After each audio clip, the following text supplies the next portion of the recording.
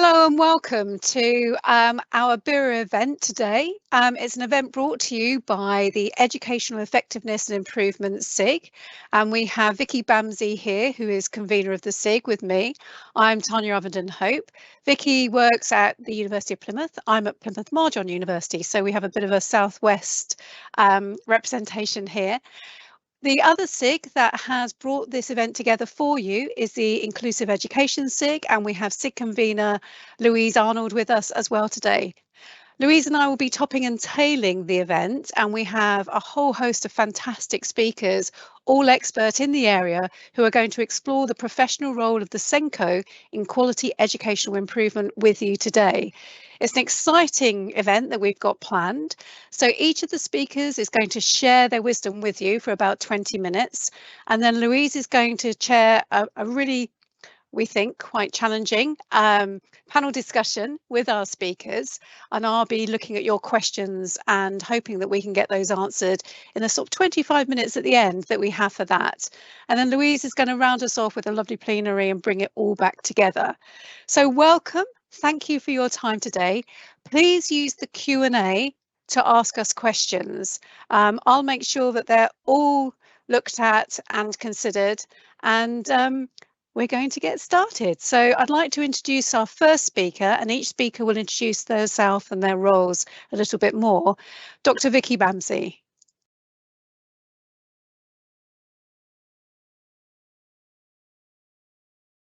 Hi everybody, I'm, as Tanya said, my name is Dr. Victoria Bamsey. I am the Associate Head of School for Teaching, Learning and Quality at the University of Plymouth's Institute for Education.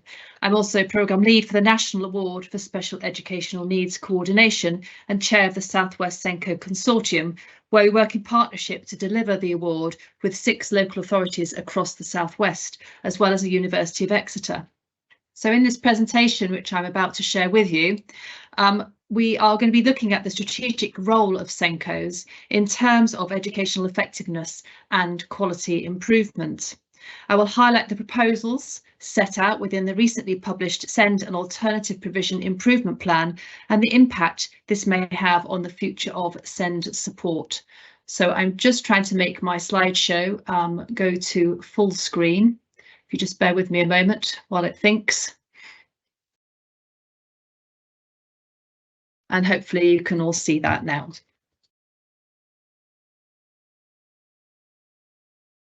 So we are living in changing times. We have political unrest, such as the war in Ukraine, potential changes of our Prime Minister, forthcoming elections.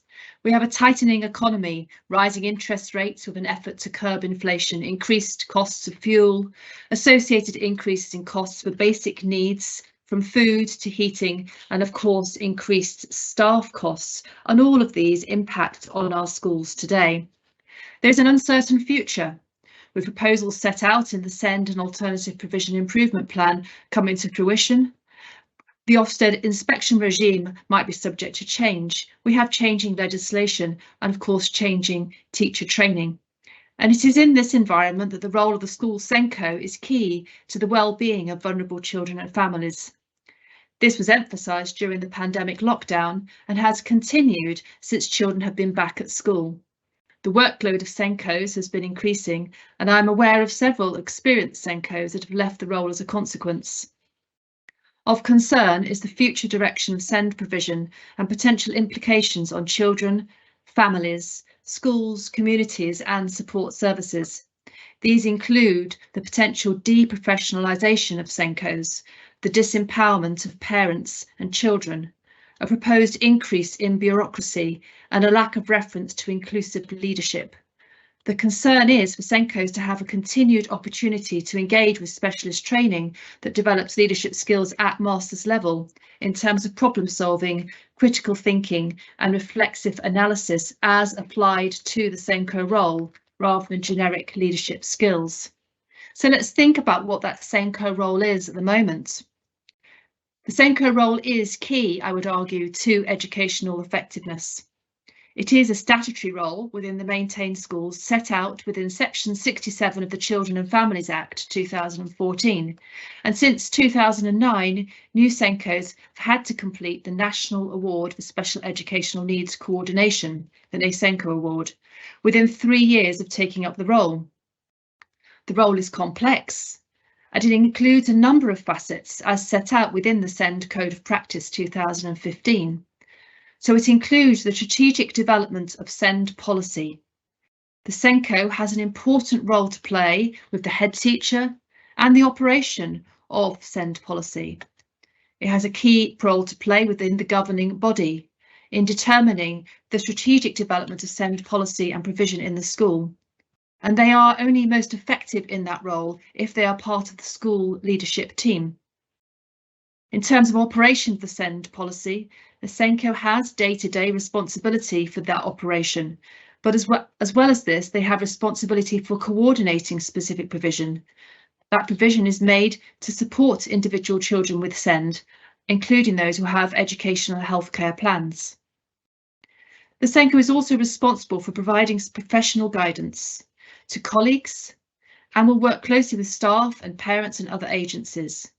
They need to be aware of the provision in terms of the local offer and be able to work with professionals providing a support role to families and ensuring that pupils with SEND receive appropriate support and high quality teaching. It is not an easy role. There is a lot to consider, as I'm sure you know, as SENCos, and what I'm trying to do here is just emphasise just how important that role is. On this next slide, I'm trying to highlight what those responsibilities look like. I'm just going to put all of them up there on the screen. So currently, SENCo responsibilities as set out in that SEND Code of Practice relate to coordinating, advising, overseeing, liaising.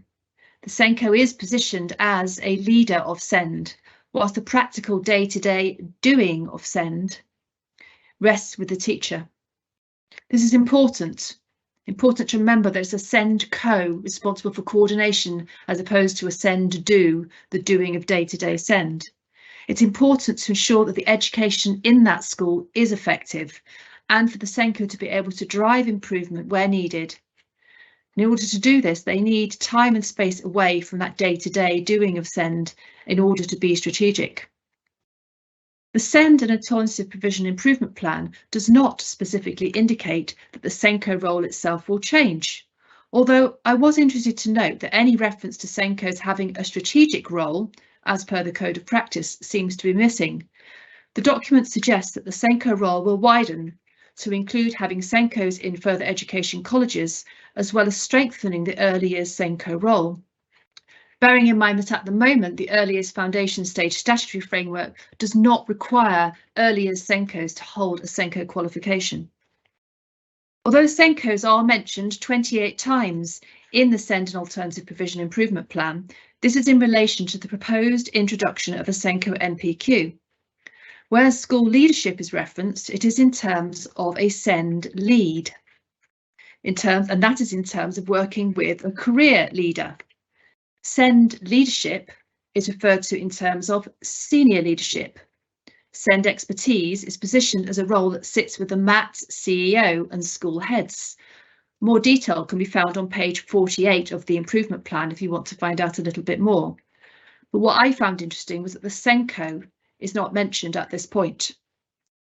If anything, the suggested funding changes and the focus on high quality teaching indicates an increased roles for SENCos in coordinating day-to-day SEND provision and advice on the graduate approach to providing that SEND support as part of the local inclusion plans and within multi-academy trusts. So a move towards SEND doing as opposed to SENCo. So let's look at these proposals in more detail and consider how they may impact on the SENCo role, bearing in mind that at this point they are still proposals. So the SEND and Alternative Provision Improvement Plan, it has a number of proposals embedded within it. The main ones I've highlighted here on my screen, but mainly that there will be a national inclusive education system underpinned by national standards, that children will be supported through education and on into adulthood supporting those effective transitions between all stages of their education, from early years into school and from school into employment and adult services. That there will be a skilled workforce and excellent leadership, although I would argue that that is there already. Strengthening accountabilities for all those responsible for local delivery, and that there will be clear routes of redress. And finally, that there will be a financially sustainable system delivering improved outcomes. So on the face of it, these all sound very positive for improving education for SEND. But what does this mean for schools and SENCos? So looking at the first one, a national system underpinned by national standards. The proposed national system will introduce local SEND and alternative provision partnerships. So what this aims to do is to bring together partners to plan and commission support for children. And these partnerships are expected to create evidence-based local inclusion plans. And these will set out the needs of the young children and how they will be met within the local area. The system is about investing in new places and improving existing alternative provision. So in this regard, they're talking about investing in new special free schools. So that's in addition to the ones that are already in the pipeline, as well as developing what they call innovative approaches for short breaks for children and young people and their families. The proposal is to review the social care legislation in order to improve clarity for families about the support that they're legally entitled to. And I'm sure Tara will go into that in more detail a little bit later. And one of the things I hear people talking about quite a lot is about standardising the EHCP template and digitising that as well. The proposals are all about requiring local authorities to improve the information available, and they talk about creating a 3-tier alternative provision system. So what that's all about is focusing on targeted early years support, so early support within mainstream school. The second tier is about time-limited intensive placements, and then longer term placements, but all of these are about supporting a return to mainstream school. So these national standards, the aim of them is to set out what type of support is available to access, whose job it is to make the provision available, and what budget should pay for it.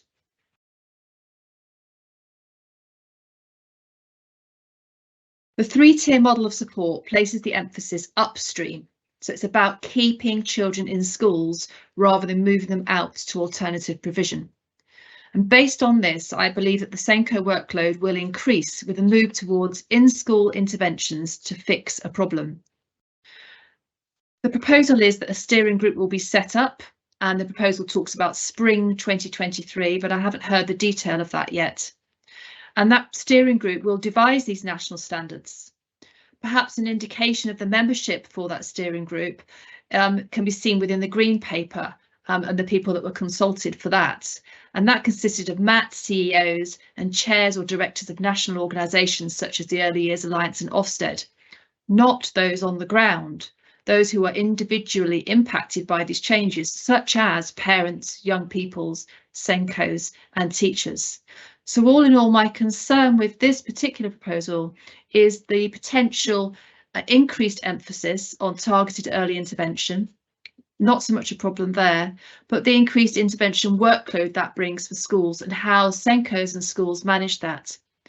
And less choice, I believe, for SEND provision or interventions. Is going to be a local area, organised level of interventions. You will have almost like a menu of interventions to choose from, rather than being able to design them yourself. The second proposal focuses on successful transitions and preparation for adulthood. So the proposals here are to publish guidance on how to support those effective transitions. They're looking at conducting a pilot to in terms of flexibilities for English and maths requirements for apprenticeships, investing £18 million over the next 3 years to double the capacity of supported intern partnerships programmes, to put in place and continue to support the Department for Work and Pensions Adjustments pilot, and to work with the student loans company to improve the disabled students allowance process.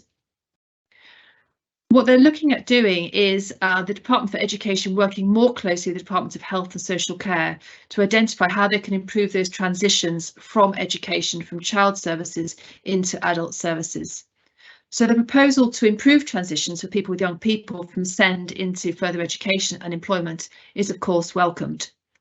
My concern relates to the support for schools and for SENCos to manage this process. So inevitably there will be an increased responsibility and workload for schools. And at the same time, there is an indication there will be less choice for young people with SEND in terms of what education they can be accessing in college. They're talking about key qualification groups, which are yet to be decided. The next proposal was about a skilled workforce and excellent leadership. I could probably do a whole presentation on this, but just to try and bring it down into a nutshell, what they're talking about here is introducing, the main focus is about the introduction of a SENCo NPQ to replace the SENCo award. They also want to review the initial teacher training and early careers framework and fund up to 5,000 early years staff to gain an accredited level 3 early years SENCo qualification, as well as increasing the capacity of specialists. So they're going to invest £21 million to train educational psychologists, for example. And also they're going to be publishing 3 practice guides for frontline professionals that will build on what they see to be existing best practice, such as that within the Nuffield early years, language interventions, the work of the Autism Education Trust, and government guidance on supporting young people's mental health and well-being. So these proposed new guidance are focused on qualifications. They're looking also at developing a longer term approach for teaching assistants to ensure that their impact is consistent across the system, and adopting a designated social care officer role for each local area. The current mandated National Award for Special Educational Needs Coordination is a 60 credit master's level programme that equates to 600 hours of learning. During that programme, students they develop critical thinking skills, they learn to question what is, and instead consider what might be. This is important when we consider special educational needs, because every child and family is different and require different support strategies to facilitate an effective education. Just because a child is presented in front of you with a label of autism doesn't mean to say that the same interventions you used for the last child will work for this one. In comparison, an NPQ typically requires 90 to 170 hours of learning over 18 months, depending on the level of the NPQ. It offers an equivalency of 30 to 60 master's credits. So I'm emphasising equivalency there because they're not actual credits. The SEND and Alternative Provision Improvement Plan suggests that the SENCo NPQ will be at leadership level. So that's stated on page 52. Meaning equivalency, if we're talking about leadership level, we mean equivalency to only 30 master's credits and 80 to 100 hours of learning, as opposed to the current 600 hours. It also has a focus on the practical of doing rather than theorising and critically analysing. The other focus of NPQs is about linking only to pre-approved resources, such as those provided by the Education Endowment Foundation, rather than peer-reviewed academically researched publications. 5 minutes, Vicky. Thanks, Tanya. So equally, the SENCo qualification for early years is only at level 3, which is of concern when we consider how important the early years are. This ties in with the qualification requirements for the early years workforce as a whole, as I continue to question why 50% of staff in early years settings can be unqualified.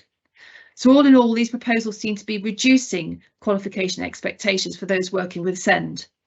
Whilst on the one hand, it means it will be easier to gain the qualification, I question what this means in terms of knowledge and leadership for improving SEND practice in educational settings.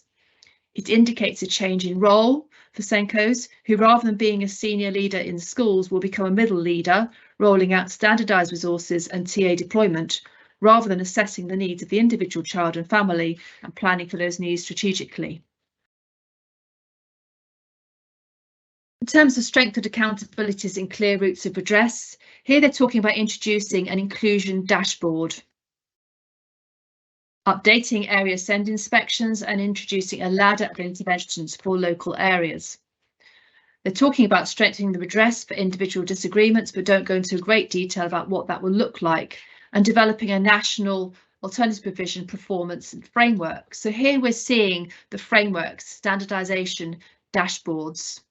The recent death of the head teacher Ruth Perry following an Ofsted inspection highlights the impact that single word assessments and quantitative data can have on individuals. So the introduction of an inclusion dashboard will likely build on the current model of school comparison data that's available on the government's websites.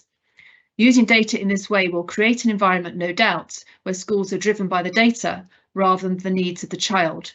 This will in turn increase pressures on schools to perform, to evidence progress and achievement, and in turn increase the workload on staff. A financially sustainable system for delivering improved outcomes sounds really positive. They're talking about increasing core school funding by 3.5 billion, developing a system of funding bands and tariffs, and developing new approaches to funding alternative provision, as well as re-examining the state's relationship with independent special schools. But we are yet to see what this looks like in practice, and the concern is that the high levels of inflation and consequently increased costs of staffing and running a school will mean no real term increase that will make a significant difference for the individual child in need. So a recurrent theme throughout the improvement plan has been a move towards standardisation, but with standardisation comes reduced flexibility. And in terms of funding, this will mean reduced flexibility to fund according to the individual child's needs. So in summary, we're looking at standardisation, reduced choice and flexibility, early interventions with a focus on schools and keeping children in maintained schools, a focus on outcomes and experiences, so monitoring via dashboards, and deprofessionalising the SENCo role with reduced qualification expectations, less strategic, more focused on the doing of SEND. And with all this comes increased workload in schools, and increased workload to evidence the practice, keep children in maintained schools, whereas it might not always be the best place for them, like trying to fit a square peg into a round hole. When we think about professionalisation and what that looks like, it means adhering to a code of practice, upholding values and behaviours related to a particular occupation, having skills and expertise. With reduced qualification, the knowledge and skills of SENCos comes into question. So rather than questioning what might be, we will instead see the cranking of a handle as children step onto the conveyor belt of education at 4 years of age and younger if we consider nurseries. They're processed through year groups, have interventions applied to them until they reach the age of 18 and transition into further education or employment. So just to finish up now, instead of SENCos being responsible for the strategic development of SEND policy, as I mentioned at the start of this presentation, with flexibility to think outside of the box in order to meet the need of children with SEND in their families, the proposed improvement plan instead indicates a move to operationalisation of standardised policy, maintenance of provision, implementation of approved interventions and the completion of standardised paperwork in order to claim additional funding for even more standardised intervention support. So although some of these proposals look to be beneficial with the increased funding and focus on SEND, what this looks like in reality remains to be seen. In a moment, I'll be handing over to James and Tara and Debbie and Tanya, who will be talking a little bit more about the detail of what this means, what it means to be a SENCo today. The current legislation still states it is a requirement for all SENCos in maintained schools to have achieved that SENCo qualification within 3 years of taking up the role. That's not yet changed. There are lots of proposals, but no clarification as to what those proposals will actually look like.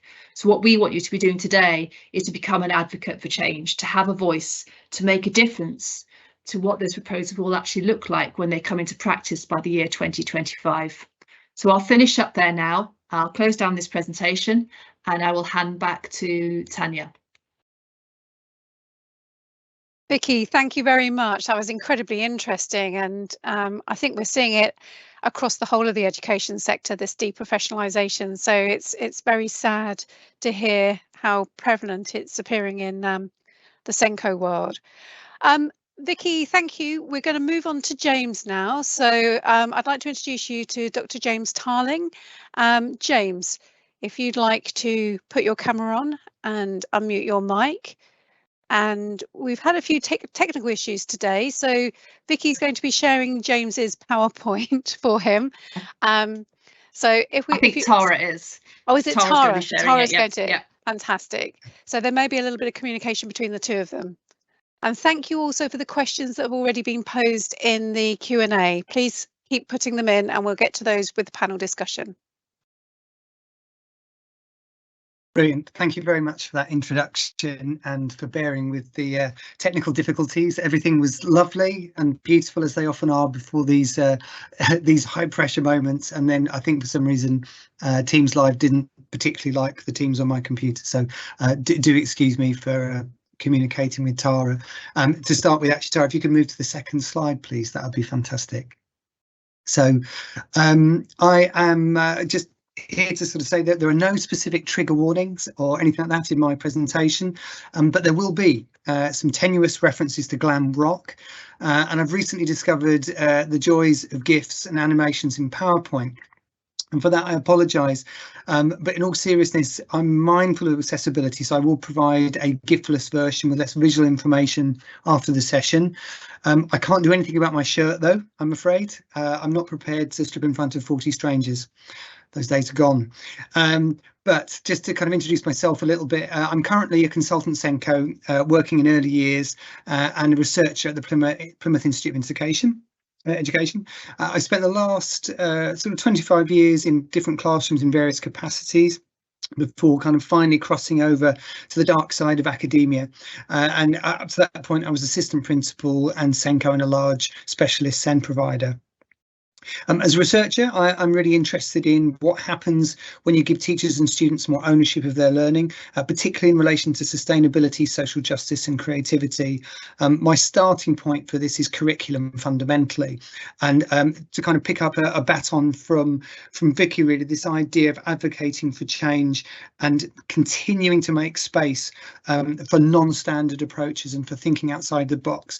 My experience in education has been whatever meteorology is going on around you, having the awareness of the power of curriculum and the power to own that and do something with it yourself, regardless of whatever the prevailing winds are.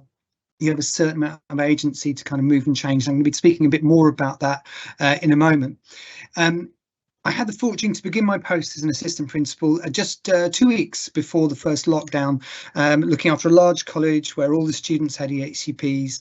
So we never closed. And although I'd worked in SEN in other contexts previously, I had been a mainstream educator up to that point for about 10 years prior. And my experience was very much of those years was like landing on the moon. And the evidence base for today's session is drawn from those post-pandemic experiences, 2 action research projects and the foundational research for my doctorate. And although I'm long in regards to teaching, I'm a late starter in academia and still an early career researcher. So my presentation owes quite a lot of work to the work of Sue Ann Gibson, Paul Warwick, and my wonderful colleagues in Plymouth on the excellent SENCo course. But any mistakes or misrepresentations are my own.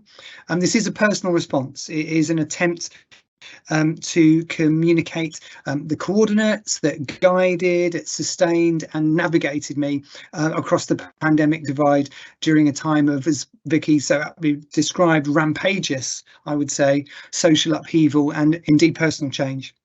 In the midst of that period, like many other families, we experienced a number of profound losses. My professional persona and private worlds blurred as we began the 3-year journey that has led to my daughter's recent diagnosis of autism and ADHD. I say this not to virtue or validity signal, but just to be clear that in spite of my best efforts to keep my ontology spotless, I very much have a stake in this game. I care.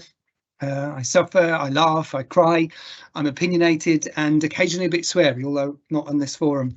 But as Elvis Costello said, my aim is true, and with the aims and outcomes in mind, here's the bit where I kind of write them on the blackboard, and that's your cue, Tara, for the next slide. So if you could just do maybe 3 clicks to bring up the first 3 points.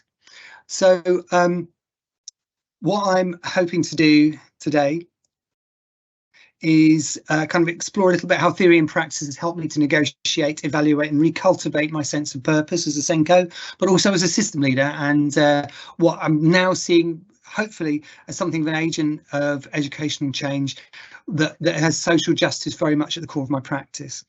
So looking at those kind of three titles there, I'm using the kind of famous glam rock anthem All the Young Dudes in mind, and I'm using the conceit of building the session around a three-part song form.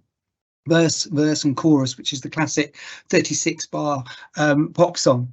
And in the first verse, I'm going to introduce the key motifs for discussion, and I'll explain why and how I found a theoretical framework for my research that draws on 70s rock, but also theories of politicised compassion. I'll also be making reference to the notion of working at the tail end of an educational epoch, which broadly speaking, I think we are. An ending or a beginning, potentially, but a narrative I suspect we have more ownership of than we might think.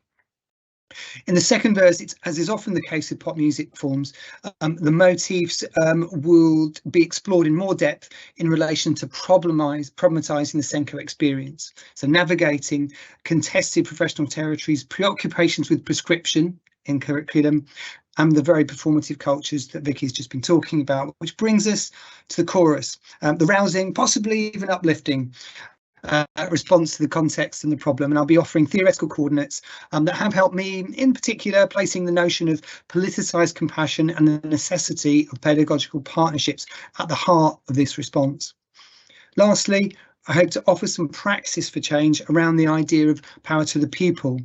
Attempting, I hope, to offer some suggestions for practice and curriculum design that might be of interest to teachers, system leaders looking for a different way of doing things, and academics interested in social justice and project-based learning, but importantly, creating kinder spaces in our schools. Next slide, just, oh, sorry, you can click 3 times and you'll see that summarised with words, and then we can move on to the next slide. So you can sort of see the format there I'm looking for across these 3 sections. So if we could just switch over to the next slide, please, Tara. Okay, so just to kind of start with where I'm coming from with All the Young Dudes, and the use is not just a fickle attempt to show my age and elicit a sympathy vote. I am generally obsessed with this song as a music educator, first and foremost, and its genesis. For me, the record and its allusions, its lyrical kind of qualities warrant its place for me as the unofficial national anthem of the SENCo. And I'll give you some examples. For example, the song makes reference to falling off an existential cliff edge at the age of 25. It also wrestles with the notion of identity and confusion and alienation from the normative status quo. The question that's posed in the song that I've used as part title for my session is there concrete around, all around, or is it in my head? It was also written during a period of transition from the idealisation of the counterculture of the 60s to a more cynical, world-weary view, and a parallel to the idea that we're working at the end of an epoch, post-Govian, if you like, where certain, to quote Foucault on this, I believe, certain regimes of truth that have been now around for so long, they're felt to have attained the status of a received wisdom. Hence, it becomes harder to discern if the problem is us or if it's the system that we're working in. The record was produced by David Bowie. Mott the Hoople obviously made it famous, and the story here is really key to why I've used it. So the Hoople had a cult following in England, and Bowie's a big fan. The problem was they weren't selling records, and there's an interesting kind of neoliberal tension there. So great creativity, great band, but they weren't selling records. So by those metrics, they were about to be dropped, and they were very close to breaking up. And what David Bowie did was really quite remarkable in music industry terms. And he said this, I literally wrote the song within an hour or so of reading the article in one of the music rags that their breakup was imminent. I thought they were a fair little band, and I almost thought this will be an interesting thing to do. Let's see if I can write this song and keep them together. And of course, this song went on to become a huge hit for the band and a kind of an enduring symbol of that era. And for me, it's important because this was an immediate, dynamic art form created from an act of compassion and challenge that led to a fruitful and enduring partnership. And I'll be arguing that some of the challenges facing the SENCo role and the threats to professionalism in our sector may not be healed with this mindset alone, but when considered through the kaleidoscope of curriculum, may offer opportunities for students, teachers and SENCos to become agents of educational change. A rhizomatic grassroots change based on the principles of compassion and partnership, not a revolution of idealism or naivety, but a form of politicised compassion that asserts teacher agency and pedagogical partnership as an alternative to the wild meteorology of government policy. And for those of you not yet fed up with my references to popular culture, and another way of thinking about this might be as a form of neo-romanticism, but without the free shirts and the synthesizers. And there's a click there, please, Tara. It's a very strange experience. I have two screens where I'm saying and Tara pressing the buttons for me, hopefully. Can't see it yet, but I'll just say it so we don't have to. It's basically, there's a lovely phrase by William Blake about I must create a system. Great. And again, I sort of see my role in this sort of sandwich of reality, if you like, that you're going to get from Vicky and Tara and others as being the opportunity to kind of think more broadly, dare I say, even in a kind of utopian way, but with real considerations at the core. Which brings me to the next slide, please, Tara. Just one click initially, and there's some animations to follow. So during my time as a SENCo, and this is kind of reflecting on the context and the problem, there are two kind of stories that I found in the press over the last few years, which I think typify the contrasting narratives in SEN. One is very much about missed opportunity, failure, under-resourcing, and the shortfalls. Whereas the other, I would say, is kind of this very kind of common, very powerful narrative of holistic, person-centered, compassionate and transformative. The story on the left refers to a young lad called anonymously called Jack, who with autism, who had 5 different schools in 5 years. He had speech language therapy on his EHCP, but hadn't received that for 2 years. And it paints a really grim picture. 3/4 more complaints, and this was written last year, I believe, than in previous years, which amounts to roughly 1 a day. And it makes a mention of a fact I'm sure many of us are aware of in this room about how tribunals have increased dramatically and are still continually upheld 90% in the favour of parents. So we're looking at a very adversarial system. And as Tara, I believe, is going to talk it in more depth, some of the innovations that you can see in the quality improvement plan actually may make it hard for parents to use the tribunal system. Also, I experienced local authority demands on specialist and mainstream precision, and potentially the risk of the Green Paper providing a mandate for authorities to send more students to mainstream before the pedagogy thin recommendations in the Green Paper, and also I believe in the QUIP, and that funding is kind of clearly in place with real guidelines of what to actually do with it. In that time, I welcomed the EEF's SEND guidance report, but it's worth mentioning this is aimed fundamentally at mainstream, and in my view is very much a latecomer to the pedagogy party. The trouble with the EEF, for all of their qualities, is that they don't do small and qualitative, they do large scale control studies. And unfortunately, more often than not for me as a researcher, what SEND often cries out for, and the richness of those stories that are small and qualitative. And we've also talked about deprofessionalising this SENCo role, and I would probably add as well a movement in certain MATs and senior leadership teams that directly or indirectly downplay the value of this essential role. So for me, it was a desire as a SENCo to want to make teaching and learning the first priority, to adapt learning and raise the tide for all boats, and the lack of guidance around this. So again, if you could just click for me, please, Tara. So first of all, apologies for this GIF and the white male domain depicted in it, but I find that men tend to be better at modelling absurdity. And I chose it because I feel like that's me in the middle as a SENCo, trying to top the competitors from landing a punch with varying degrees of success. You could extrapolate this metaphor and ask yourself, and by all means do drop your thoughts into the chat, who are the contestants with a family on one side, a local authority on the other, maybe a head teacher on one side and a family on the other. Any number of kind of permutations of me trying to stop one landing a punch on the other. And this is my experience of striving families in an area that was predicated on contest, combat and compromised resources. The very nature of this arena implies that there are winners and losers, a model which is typified by the tribunal process. And to understand this further, I'd like to turn to some theoretical perspectives and research which I found helpful in comprehending the often baffling and brutalising skirmishes of the SENCo enterprise. It's not enough to point the finger at the problem, but to know it well enough with compassion in order to not just react, but to respond to the perceived problem, letting go of that which entangles us and our work for peace and justice. In the James, words of, just to let you know, 5 minutes. Okay, thank you. In the word of the kind of Vietnamese Zen master Tang Hoi, letting go is the action of heroes. So, oh, sorry, I'm clicking on my screen now. If you could move to the next slide, please, Tara.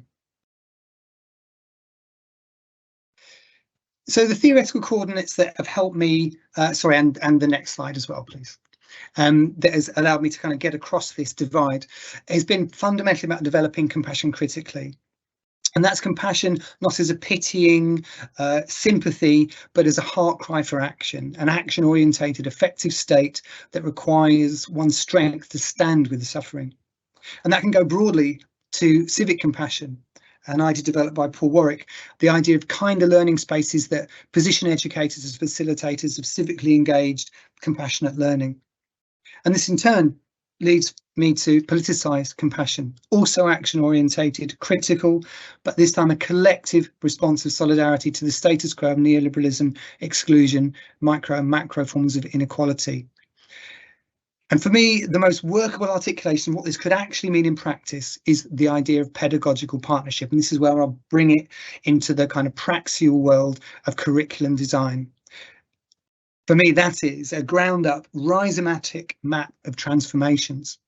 It's a DIY movement to the reclamation of curriculum ownership, enabling students and teachers to become authors, and educational change agents. Got the next slide, please. So here, I want to make the kind of clear point that I'm not talking about a sort of a vague revolution in the head, but about how we think about learning as an embodied experience. You could consider it as education as craftsmanship, which poses a challenge to the ethic of consumerism, because in essence, the craftsman, the person who has ownership of the making, cherishes it, whereas the consumer discards what is serviceable in pursuit of the new, which again, I think is a criticism that could be made about the current quip. Simply put, people are happier, more engaged in the world and more likely to develop or learn when they're doing things and making things for themselves rather than having them done for them. Next clip, please, Tara. So, and Ken Robinson sort of picks up on this, and I won't dwell on this, but essentially this is a kind of a call for some of this change to come from not the top down, but as it must do from the ground up. And I'm going to talk on the next slide, if that's possible, please, Sarah, just a little bit how that relates to sustainability and what that might look like in practice. So the UNESCO kind of agree, I think, it's particularly around ideas around crafts and offering alternatives to hit and run banking models of education that has a sustainability dimension as well. And this is sustainability, not just in terms of stewardship of the natural world, but also as a concern for social justice, well-being and reduced inequality. From a teacher development perspective, this can also be seen as an attempt to develop quality and outstanding practice, to ride the outstanding tiger, but without burning out. Next slide, please. So to move from a wider angle theory perspective to a closer up view of practice. Specifically, I'm talking about project-based learning, service learning, inquiry learning models that have been retrofitted to include a dimension of student ownership and real-world outcomes. My experience of coordinating these projects, both as a practitioner and researcher, has been transformative in spite of the initial investment in developing the creative logistics of these projects. I think for me, it's about seeing yourself as an agent of change in your school and attempting to accommodate the practical considerations whilst making room for old and new perspectives. Could I have the next slide, please? So what you're seeing now is two examples of this. So one is the Pelican project, which was devised in partnership with sorry, I'm seeing little blibs and blobs up on the screen here. As a Sorry, service 1 learning project minute, where, James, that's my fault. oh, okay, One. fine, no Yeah. problem. Where undergraduate students with a desire to work with music industry co-created a real-world project with young people with SEND, educated outside the mainstream, and was subject to considerable social inclusion. And you can see from some of, oh, sorry, if you could press again, please, Tara. As you can see from some of the kind of student comments, there are a lot of tremendous benefits. Second click there, please, Tara, sorry. There's a number of benefits for both the students and the participants. On the next slide, please, Tara, this also mentions the Red Zone, which was a similar project done with students with SEND who were basically made a documentary about the Red Zone. For those of you, another click, please, Tara, who may be familiar with zones of regulation. And again, this idea of making an ownership made such a difference to the learners, and this idea of leadership really helping and making a difference. So to conclude, I'm just going to sort of draw on the next slide, if possible, to a book which I recommend everyone read called The Future of Teaching and the Myths That Hold It Back, where Guy Claxton sort of explodes the myth of the idea of direct instruction, knowledge-rich teaching that is obsessed with grade and achievements, and progressive education, which has traditionally been the domain of SEND, where it's more about exploration and discovery. And another click from Tara will sort of show us this lovely quote where teachers have to see themselves as being in the mind coaching business as well as the knowledge transferring business. And on to the last slide, please. And again, if that's possible, Tara, there's a few overlaid animations. Thank you. What I think we have in our classrooms is a tug of war between traditionalism, the nadir of which has been some of the draconian, not to say unlawful, uniform policies and one-size-fits-all behaviour policies that take little account of SEND and ND affirming trauma-informed and relational practice. Perhaps there is a fertile middle ground to be found outside of curriculum and the kind of spaces referred to in Warwick's work. Places we can feel proud to work, places that make spaces to grace us with the mysterious come and go of learning at all levels.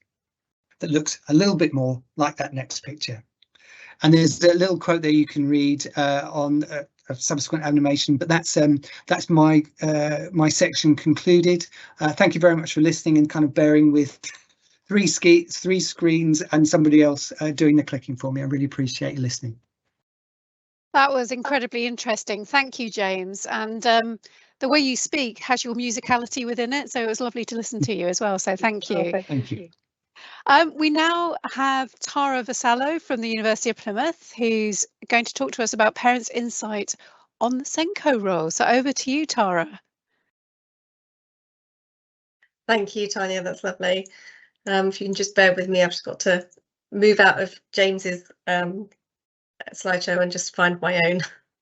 Of course. And thank you for everyone who is posting the questions into the Q&A boxes. And also thank you for all the lovely comments that you're posting in there as well about how great the speakers' presentations are. I couldn't agree more. Okay. So I'd like to sort of continue the discussion looking at SENCo role in mainstream, but I'm going to look at this from a family perspective. I'll just bear with me a second. Right, so my time with you is going to be a little different. I'm not going to come at you with any pedagogical theory, nor am I going to discuss educational policy. Instead, I want to talk with you a little bit about the human side of the SENCo role and share with you some of the conversations that I've had with families. Now, some of these have been conversations with a purpose and they form part of my doctoral research. Others I've had more recently in response to the reforms and the difficulties that exist within the SEN system. So I want to share with you the enormity of nervous anticipation, emotion, and the resulting systemic impact that pervades the lives of families and with children with special educational needs. Now, it's very easy within our pedagogical world to overlook our place and our power within systems of influence, not just on children, but on their entire family. So please keep that systemic focus in mind while I share with you some thoughts from families about aspects of SEND and the role of SENCos and what the potential changes to that role means to them. It can be a bit emotive, but I believe there is room for this, not just in education, but also in research, because we are emotional beings and we don't operate in a vacuum. You know, we are part of an organic system, and as there is nothing more important than our children, emotivity cannot be separated out. So as a systemic practitioner, this is, you know, this impact, if you like, this systemic impact was the motivation for my research Safe with Schools. So if there is time, I would also like to share a little of that with you as well in terms of practice.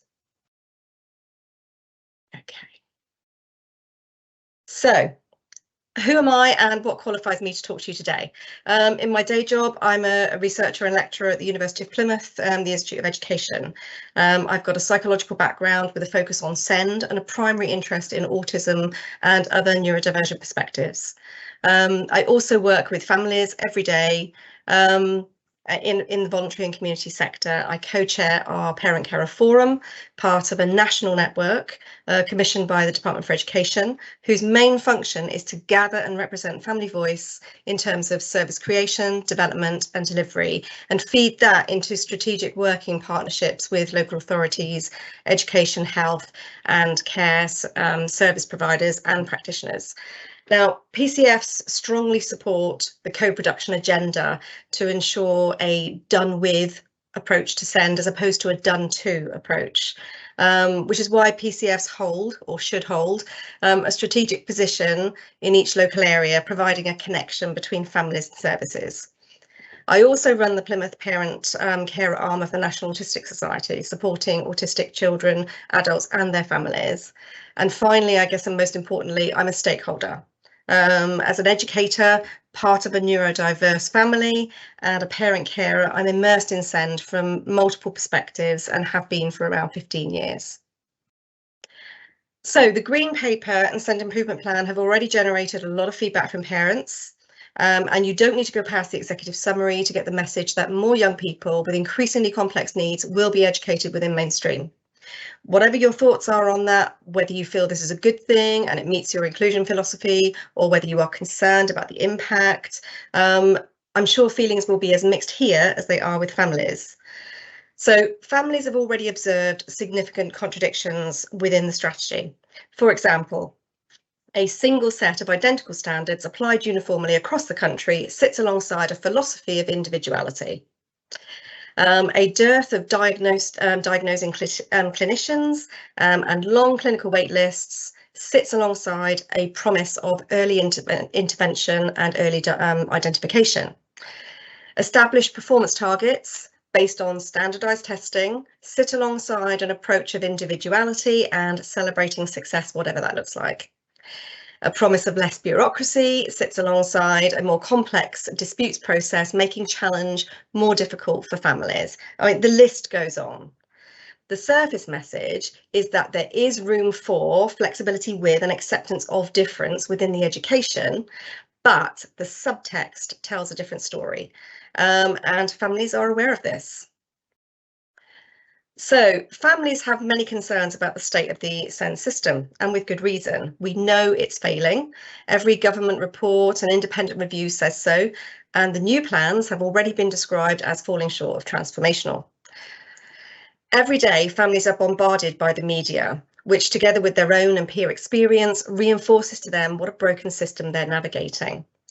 Too often, families experience hardship, harm, and general state of being overwhelmed when accessing SEND services. And reflecting on the previous set of reforms, it really saddens me to say that there hasn't been much change for the better in a decade for many families.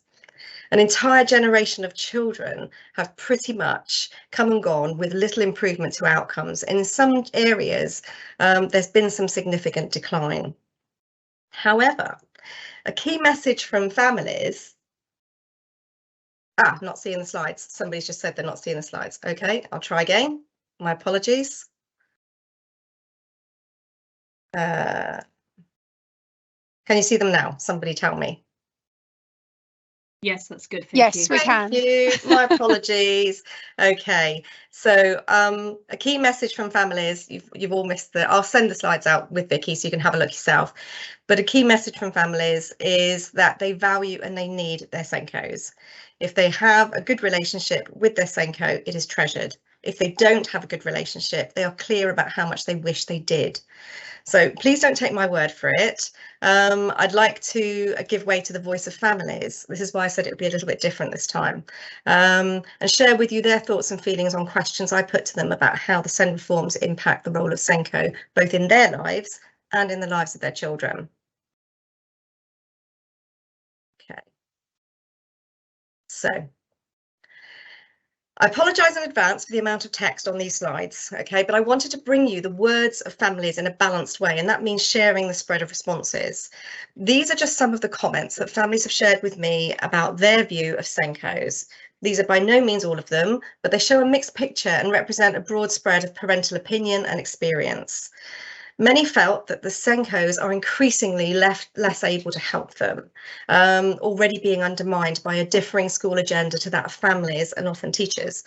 With these proposed reforms, families feel that SENCos are being further diminished. So now more than ever, it's important to adopt a systemic approach to SEND and utilise where we can that largely untapped resource, which is parents. So having studied these reforms, many families believe we're now at a bit of a crossroads, and they see this as an opportunity to perhaps work more closely with SENCos and teachers and work in a collaborative way, a collective way, at a more local level, improving outcomes, you know, of their children in spite of the reforms rather than because of them. Of course, I didn't leave the children out when I spoke to them about the SENCo role, and again, responses were mixed. These were some interesting ones that told a story of student and SENCo relations and revealed a little about the children's self-image in relation to SEND. What was demonstrably absent from the children was a sense of being genuinely included and valued for their differences.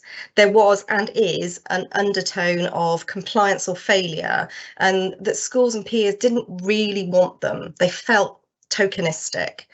The children the child in this quote, in the top quote, who described himself as bad, was actually referring to non-compliance in terms of learning differently. In this case, they have an eidetic sort of lot of eidetic memory skills. They are hyperlexic, with amazing pattern matching ability. So learning spelling, punctuation, grammar, reading, all of that, it came naturally from a very, very early age. But despite these areas of excellence, they had to follow the learning curriculum for learning to read, write, etc. And as such, they rebelled against it. Subsequently, they disengaged by year 3 and were presenting behaviourally by year 5. I'm actually surprised it took that long. But there was no celebration of individual success here or accommodation of individual preference and natural skills, which these new reforms purport to prioritise. For him, it was just the rigidity of the curriculum that says, this is our way, it's the best way, which in his case it wasn't. So if this was an isolated case, we could perhaps forgive it, but it isn't. And children, particularly children with SEND, teach us all the time that they might have a better way of doing something. In this case, this amazingly bright child internalised the differences in how they learned as being incompetent and bad. It was the worst possible outcome. Our question is that if these new reforms seek to address this, is there enough flexibility, resource and motivation within the system to actually realise it? And perhaps this is something we can discuss later today. For the most part, parents who have a relationship with their SENCo place a high value on it. And I will read out this quote in blue to you, because he was the father of a 19-year-old. And I'll try and do it without choking up, because it always makes me choke. It was our relationship with our secondary SENCo that got our child into sixth form, which continued with the sixth form SENCo, who was just as good. He's now at uni and going gangbusters towards a life of his own. We didn't even think he'd go to mainstream, and he nearly didn't. Everything was so wrong for him. He was heading for, I don't even want to think about where, until the SENCo stepped in. She said to us in our first meeting, I'll never forget it, she looked us square in our faces and said, we can do better. He deserves better. Let me try. I cried. I literally burst into tears, and so did my wife. It felt like our son had a future right there and then, and she did that. Now, this is the value of the role of the SENCo for families. So when asked, what are your thoughts on the reforms and improvement plan, these were the distilled messages from families. The underlying agenda of the plan referred to by Vicky is of concern. The rhetoric is not lost on parents, and they are clear that the load will increase on schools, and teachers and SENCos, and by default parents, as well as having diminished choice for families. The wider context of the first quote is that schools, SENCos and teachers will be doing more for less, and they're going to feel punished by these reforms. The context of the second is that the responsibility of early identification is shifting even further away from parents than it was. So, recognising concerns is going to fall to teachers and teachers and SENCos, which is not really, it should not be their responsibilities. Family already face years sometimes of fighting for recognition and waiting for clinical input. And they feel early identification should not just be left to teachers and SENCos. Yes, we might identify that there's a problem, there's a need, as parents do. But what happens if a child masks at school? What happens if schools don't see it? This is where a partnership between home and school is absolutely essential, as without it, having those difficult conversations is very tricky and makes arriving at consensus for recognition of a child's need even more problematic. The third one picks up the reforms take time to implement, which is true, as there's always a delay to benefit, and parents feel teachers and schools are already at breaking point now, and this will push them over the edge, waiting for things to embed and improve. So parents were quick to pick up on the new SENCo qualification, which Vicky spoke about earlier, extrapolating this as a not so veiled attempt to deprofessionalise SENCos and keep them away from the decision-making process, so that business decisions based on numbers, not human decisions based on doing the right thing for the child, could be made without their input in a boardroom. Parents were clear that they feel education has been turned from a service into a business, and this plan takes that another step forward. With news headlines and panorama media reports like this, it doesn't help the matter. Families are told, that they are being held at arm's length. They told us that there's a lack of transparency from the system, which means the media becomes a barometer for their experience. Therefore, partnership working has never been more critical than now. Despite what policy dictates, it is evident that we at the coalface, practitioners and parents, are actually not being listened to. And I'll demonstrate this because this is demonstrated in the improvement plan. Hands off our SENCo qualification was one of the loudest voices within the consultation, and this was the government response. Informed opinions are acknowledged in one breath and then completely ignored in the next to suit an already done and dusted agenda. And this is why many parents have given up consulting, because their voice might be heard, but they feel summarily ignored. They feel their efforts are perhaps better spent investing in their child at a local level, despite what policy says. So the new SENCo qualification is of real concern to families. Parents understand that the SENCo role is incredibly challenging, requiring a breadth of skills beyond just the pastoral and academic. Even within the government's own learning outcome document for SENCos, the rationale for maintaining a 60 credit master's level qualification says, and I quote, "Experience to date suggests it would be difficult to achieve the aims of the award at a lower level," making it clear that SENCos need to be able to demonstrate the kind of crucial awareness and understanding of the needs of children with SEND that only comes from critical pedagogy. Now, they need to be able to manage the complexities and sensitivities of each child whilst motivating, guiding and coordinating those supporting them. They also need to be the enabler of co-production by providing that co-productive link between parents, teachers and services. So the shift to MPQ is a concern, real concern with families, as it is with academics.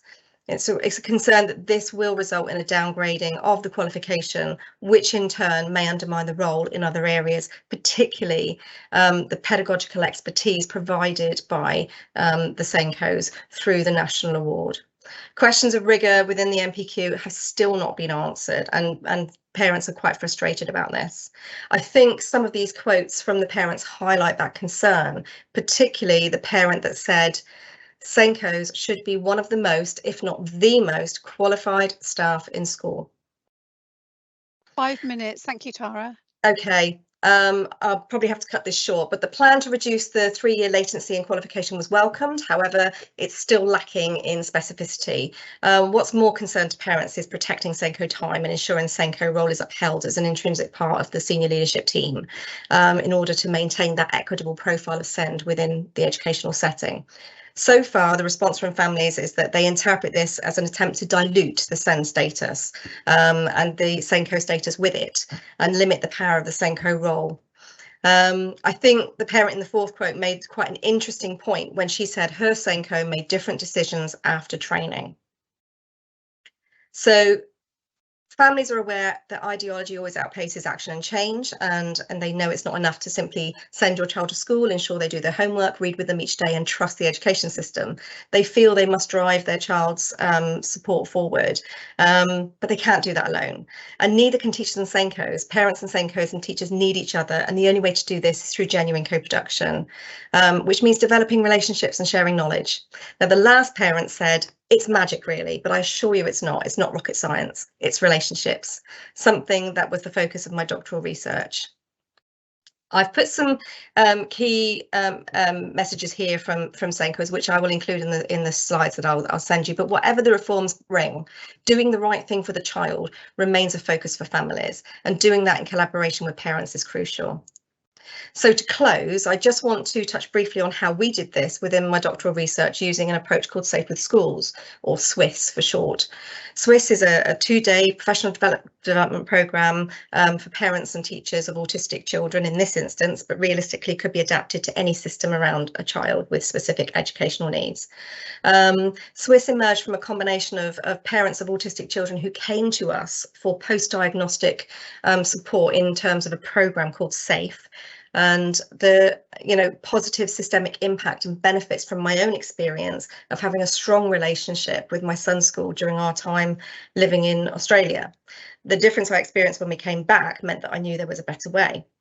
So families told us that some of the key difficulties they experienced centred around challenge with school, which then proliferated across their home life and relationships. The more we heard, the more we felt safe. A programme for families had value in a wider context. Because difficulties in family functioning were not always located within the family, but shared across the child's wider system, which included their school experience.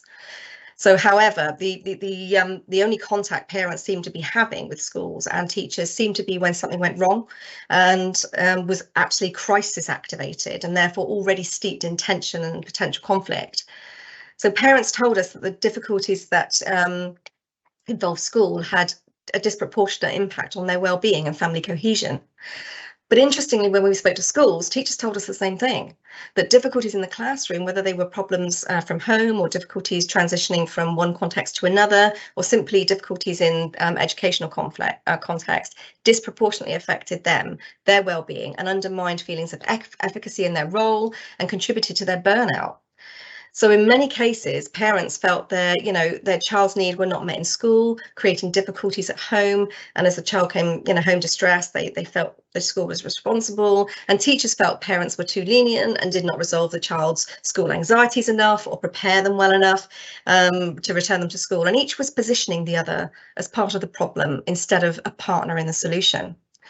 So although a larger amount of time spent caregiving is normally fulfilled by parents, teachers actually come in a close second. So in some cases, when parents are forced to work long hours, a child might actually spend more waking time with their teacher than they actually do their parents. So this places teachers in a de facto attachment caregiver partnership with parents. Therefore, for the child to thrive, the caregiving system around them needs to operate optimally. And caregivers, if caregivers are not in collaboration, consistent in their sensitivity and responsiveness, this can prevent and present the child with difficulty in terms of their feelings of safety, resulting attachment dilemmas, and can cause confusion and exacerbate anxiety.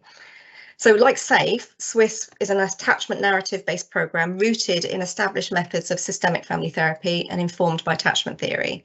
It distills the key elements from SAFE to extend a focus more relationally on how main caregivers might work together to find solutions to problems and support the development and education of the child they share care of. It's non-blaming, it's designed to support the parent-teacher, parent-SENCo relationship, and it's designed to set a continuing format for homeschool communication. Parents and teachers are the key adults in a child's immediate system of influence, and together they generally comprise 90% of adult input in a child's life, early life. Separately, they know the child well within their context, but that's not the whole picture. However, between them, they know the child much more completely within a complete context. So together they can understand the intersectionality of those contexts and the impact on the child. So the 2 days of SEND, contain a number of elements, including time to talk, psychoeducation about autism or other SEND specific needs of being adapted. They apply theory and how to apply that to practice across home and school contexts. They spend time together, but this is not enough, and parents and teachers are given therapeutic activities to take part in, to try out with each other, with their child, alone. So there isn't time to go into all of this today as it's complex, but crucially, it requires a co-productive approach to work. The activities are established from established practice and theory within family therapy, such as the use of the graphic here, which is the extended circle of security, as well as tracking techniques that allow parents and teachers, SENCos, a chance to slow down their thinking and track both successful and problematic cycles to recognise and build on what they already do well, both individually and together, and collaboratively find solutions to problems that come from, having all the information across contexts about their children. Externalizing activities also provide the opportunity to cite problems away from the child or away from the teacher or away from the parents, avoiding blame, and prevent caregivers from becoming problem saturated, as we call it, and giving them the chance to look at challenges in new ways, allowing strengths and talents of their children to be recognised and even used to support problem solving. So just to say one more minute, please, Tara. Thanks. Thank you. Okay, lovely. SWIS has been trialled with both a whole school pilot and a cross-section of teachers and parents from 8 different schools with some pretty positive results. So key outcomes I've listed here is not exhaustive, but highlights the impact of working together more closely, which you might have gathered is part of a strong point of my time with you today. It's not a panacea, but it is deeply rooted in co-production and a desire to make a difference, which from a parental perspective is half the battle towards improved educational outcomes in SEND. But I've overstayed my welcome, so I will sign off now, but thank you for your attention. I've popped some references here in case you want to read a little bit more about SWIS as an option of an approach to your parents. And if anyone has any questions about that or the parent perspective, I'm happy to chat later. Thank you. Thank you so much, Tara. And actually in your reference list, you've answered one of the questions that's come up is, have you published your findings on this area? So I can see it there, fostering homeschool relationships, some of them. So that was, again, really interesting. And your graphics, as a kind of visual person, I found them really illuminating. So thank you very much. And you'd never overstay your welcome. It's just we're very short of time today. So we're moving swiftly on to Debbie and Tanya. So Debbie Kilbridge and Tanya Kotia, University of East London. Over to you. Share your strategic insights from the pandemic in relation to SENCos. Thank you very much. I'm just making sure I'm sharing my screen properly and making sure it works, and then we'll kick in, hopefully. I can see that, Debbie. Brilliant. I can see my notes. Brilliant. OK. It's been so interesting listening to our colleagues here today, and I've been getting more and more nervous as time goes on, but finally it's our slot. I will very quickly say I've got a bit of a sore throat, so if my voice starts to fade, I'll try and increase my volume somehow, but I might be taking sips of water or having the odd cough as we go just to clear my throat. There you go. So good afternoon, well, early evening now. We're getting on towards our evening. I'm obviously Debbie, my colleague Tanya. I don't know if hopefully you can see her. I'm going to talk about her and myself, so I'll introduce her too. I'm going to do the first few slides, she'll do the next few, and then we'll take some turns at the end as well. So you'll hear from both of us because this is a joint piece of research that we did last year. Anyway, I'm Debbie, as I've said, used to be many moons ago a primary school teacher across various year groups. Didn't really have a favourite, but I think Key Stage 1 perhaps was my main favourite. Assistant head teacher, inclusion manager, SENCo, so all those kinds of roles that have fed into what we're doing today. I now work, or I am working at the University of East London as a lecturer, and I'm a course leader for the wonderful SENCo, soon to be, or maybe hopefully not by some magical intervention, replaced by the NPQ, but long live the SENCo, and hopefully we have a good few years left, because I really enjoy teaching the SENCos. I feel like I'm frontline when I'm teaching them, even though I'm very much not frontline. I'm in that university teaching them, but I absolutely love running the course. My colleague Tanya, who you'll hear from very soon, she was also a primary school teacher. We both actually worked in Essex. Tanya still lives in Essex. I've moved to South London, so not too far away.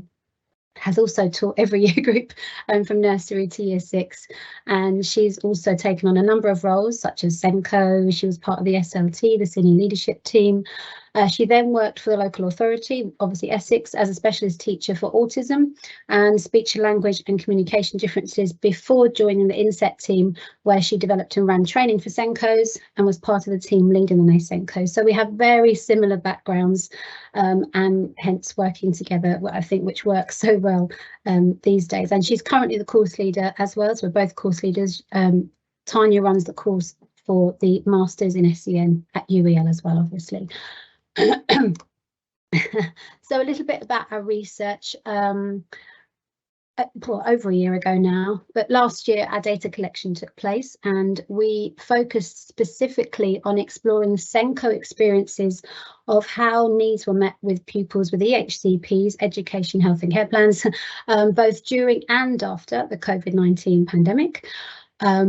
We obviously did a questionnaire first to current and past students, so it was students who had undertaken the SENCo, so very much housed within the SENCo kind of focus. We looked at participants who were in the Eastern region and in London, and we got 61 responses to the questionnaire. We then followed this up with interviews for those that had given consent, obviously, to look more deeply at any of the themes arising from our initial findings.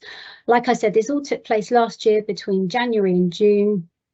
And our findings showed differing levels of strategic influence for the SENCo, which is completely expected. And you've heard a lot about that already today from the colleagues here, about how SEND's knowledge is understood and distributed amongst the leadership team. So today we're going to be focusing on the strategic nature of the role, just some aspects of that, some aspects of training and CPD. So we're not focusing on obviously all of our findings, that would take all day to share. We're just focusing on a small part of our findings. So just to give you some brief context, like I've already said, there were 61 participants, 37 came from city areas, 18 were in towns and 6 from villages. The length of time as a SENCo showed or revealed that higher numbers of participants at the more experienced levels. There were 34% having 6 to 10 years of experience as a SENCo, as opposed to 11% with 0 to 2 years experience. So that just gives you some context. To give a bit more context, when looking at the number of roles the SENCos held, 39% of them held one additional role, for example, assistant head, so they were SENCo and assistant head. The highest number of roles held in addition to SENCo was 4, which included designated safeguarding lead, deputy head, subject leader, phase leader, with just 6 SENCos having just the SENCo role. So that gives you a bit of an idea about the differences between the responsibilities that the SENCos hold. Obviously, I haven't given you additional information about the size of the schools that those SENCos were in, but I just wanted to share with you the differences that SENCos, the different settings and experiences that SENCos have. They're very diverse, and obviously the people holding those SENCo roles are very different too. And having taught many of them for the last 7 years, it's just been such an interesting and wonderful role to have, to be on the other side of the fence now. Encouragingly, perhaps, and building on what we've already spoken, or colleagues have spoken about today already, was that 66% of the participants are on the senior leadership team. That may or may not be surprising to you. I think that we thought that that was a higher figure than we expected, having taught SENCos and not all of them being on the senior leadership team themselves. hoping to and moving towards and requesting membership of the senior leadership team was genuinely what was happening. But perhaps that reflects then the strategic nature of managing SEND is not a priority across settings, so big question mark there, and something that feeds into what's already been brought up today. And I'm sure when we have our panel discussion at the end, managing SEND, the priority levels of that will come up too. So I think I'm passing over to Tanya now. Over to you, Tanya. Thanks, Debbie. Okay, so the next couple of slides I'm going to really sort of whiz over because it's just sort of a bit of information, but it kind of contextualises the nitty-gritty of our sort of data, really. So as you can see, looking at the results, when we asked our SENCos to sort of reflect back at the start of COVID and what their immediate difficulties were that they were faced with, it was around that people stuff. It was around meeting the needs of families and staff and supporting the children and young adults and their families. The other stuff was much sort of further down their list of priorities of concern. And again, when they were asked about the actions they took to try and overcome those difficulties, it really was, again, meeting the needs of those children and young people and the families that they were working with. And they really wanted to focus on the effective parent partnership. It was all about relationships, managing those staff emotions. Everything else, again, much further down their priority list. However, the relationships, when they moved sort of the positive experience of moving towards the end of our sort of research and their reflections back on the where are we now post COVID and where do you think we might be going, the parental relationships and engagement was really important for them. But they also started to look at the adapted organisation within the schools, and they were looking at the sort of self-care of SENCos. Okay, but the self-care of SENCos, looking after themselves, was something that hasn't been a priority on them taking that forward, or moving forward at all, really. But Debbie, back to me. Okay. As I said, it was a whistle-stop tour of that. We've got a lot to get through. Okay, I'm going to take back the reins then and talk to you just for a few slides about the strategic nature of the role, just some of the themes that were coming up from that and highlighting some of our findings. I linked very briefly to some tiny bit really to some of the research in the area, but obviously as we move forward with our writing up our findings, those links will become stronger. So the two bits here, I kind of wanted to share with you how what the responses were here. So our current research showed that 58% of respondents were able to spend their allocated SENCo time on SEND-related duties and responsibilities, and just 20% spent more than half of this on allocated time on related SEND responsibilities. So you can see there's some disparity here, and there's an issue here with how the SENCo role aligns with those other responsibilities that I mentioned earlier taken on by the SENCo. And as I probably previously stated, over the 7 years that I've been a course leader for the name SENCo at UEL, time and again, and more noticeably in recent years actually, is the ongoing issue that we discuss in every session, that SENCos just do not have the protected time to carry out their SENCo role as effectively as they would like. Now that might be dependent on many things within that setting, and every setting is slightly different. Obviously, leadership is slightly different. They can be juggling a variety of roles, including the demands of not only being a class teacher. So many of the SENCos are already class teachers, trying to be a SENCo alongside that with some protected time, but other responsibilities bleed into that too. But they may also be, as I said before, assistant or deputy head, DSL, subject lead, sometimes more. So you can see the difficulties there and the reasons behind why they are probably not getting enough time to focus specifically on their SEND responsibilities. Now, these findings are already out there, or similar findings are already out there with Corin's work on the SENCo workload survey, which began in 2018. And recommendations were made back then about how we need to prioritise statutory protected time for the SENCo in order for them to effectively carry out their duties. This would look different again in different schools, different allocations of time depending on size of school, etc., etc. But we still find ourselves in the same position where lots of our systems are not functioning adequately. There's variation in outcomes for our disabled children and young people across the UK, and increasing numbers, and this is an easy thing to look up, increasing numbers of education, health and care plans being granted.